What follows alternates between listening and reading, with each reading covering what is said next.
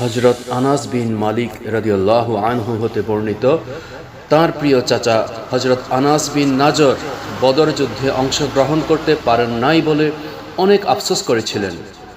তিনি আল্লাহর নবীজিকে ওয়াদা দিয়েছিলেন, পরবর্তী যুদ্ধ পর্যন্ত আল্লাহ আমাকে বাঁচিয়ে রাখলে ইসলামের শত্রুরা দেখবে আমি তাদের বিরুদ্ধে কতটা শক্তিমত্তার সাথে লড়াই করি। এরপর ঐতিহাসিক উহুদের যুদ্ধ এসে যায়। যুদ্ধে নবীজির সেই সাহাবী আনাস বিন নাজর রাদিয়াল্লাহু আনহু বীরত্বের সাথে যুদ্ধ করতে থাকেন।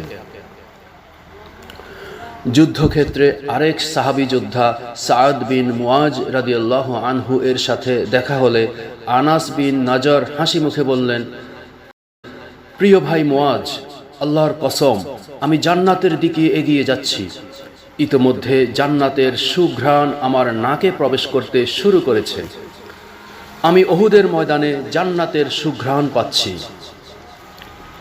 হাদিস বর্ণনাকারী আনাস বিন মালিক রাদিয়াল্লাহু আনহু আরও বলেন, চাচার শাহাদাতের পর যখন তার মৃতদেহটি খুঁজে পাই, তাতে ৮০টি তলোয়ারের আঘাত ছিল, আরও ছিল তীর ও বর্ষার অসংখ্য আঘাতের চিহ্ন।